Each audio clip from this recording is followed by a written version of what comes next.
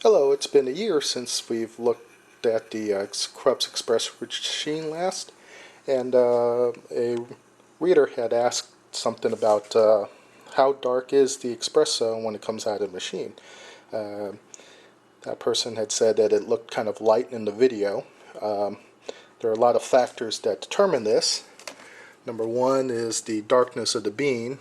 If you notice, I have some oilier dark espresso beans and a lighter, less oily bean, even though this attachment supposedly allows you to use oily beans.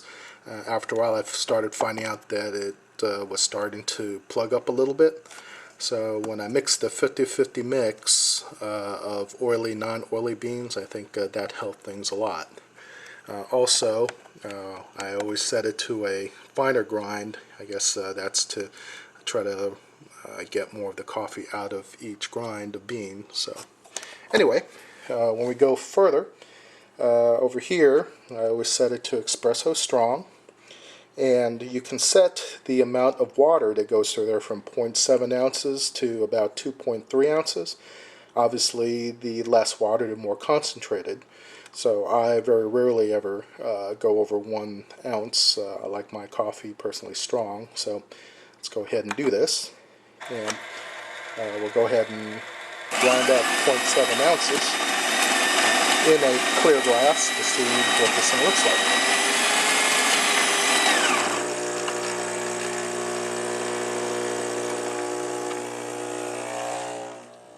So as we look closely,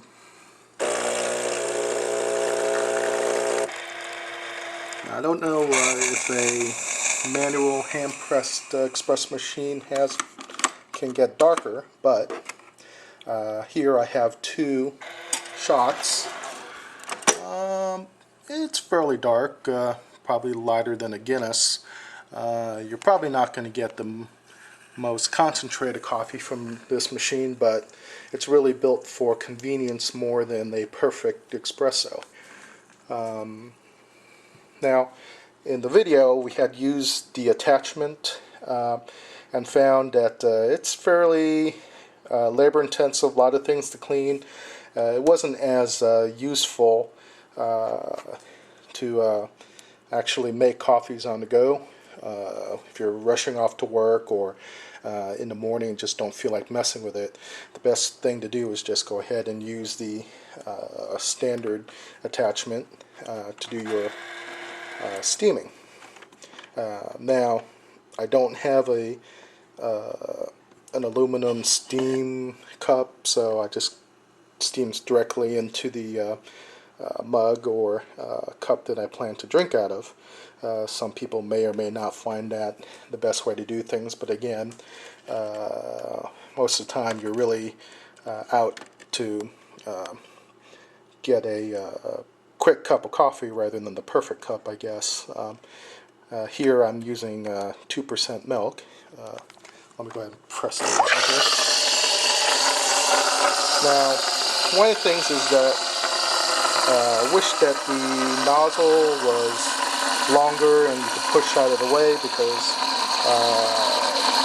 otherwise you'll have to hold it the whole time rather than being able to put it on the shelf over here or put it on the ground or something, because it would be convenient to be able to walk away and be doing something else than having to hold it the whole time.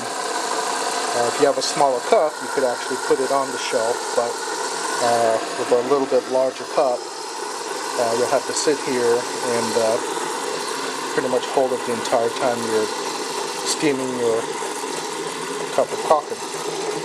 Now, granted, I'm not a coffee steaming expert by any means, but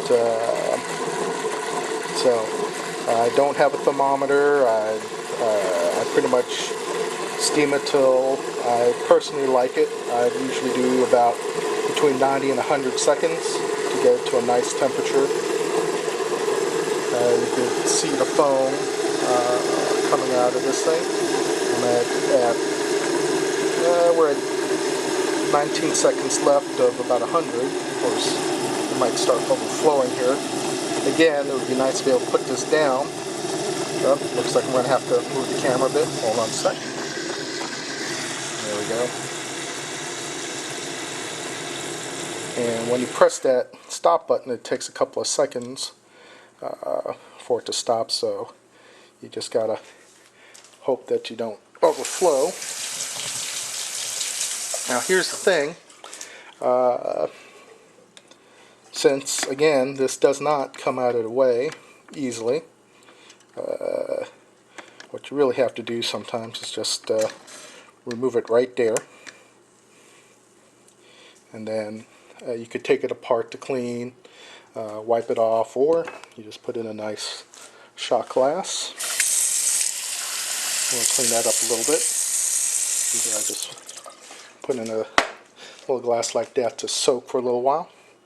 I've actually made 4 shots in making this video, so and I kind of like putting some sugar in the coffee first before I pour it.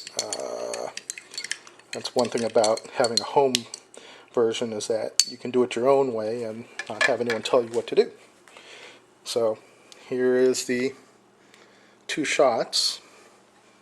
If we hold it up against the light, I guess that doesn't help. Anyway, we got 2 shots there, right in there, and 2 shots with the raw sugar. Yep. And through the clear glass, you got your foam. It's a little bit foamy on the top, but you know, like I say, not the most perfect cup, but heck, you know, when you're talking the savings you get from having to go to Starbucks and being able to do it at home and being able to do it quickly, relatively cheaply, I'd say it's a good buy. So anyway, hopefully this helps everyone that had any questions, and well, I'm going to go ahead and drink this guy. Have a good day.